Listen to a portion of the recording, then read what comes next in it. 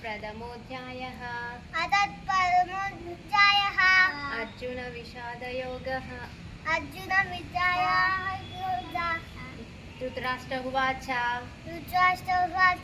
धर्मक्षेत्रे कुरुक्षेत्रे समवेतायुयुत्सव मामका पाण्डवाश्चैव किमकुर्वत संजय। नेक्स्ट संजय उवाच दृष्ट्वा तु पाण्डवानीकं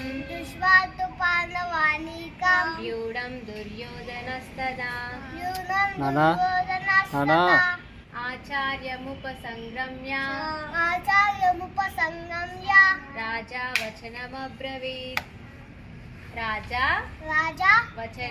वचनमब्रवीत्। ओके।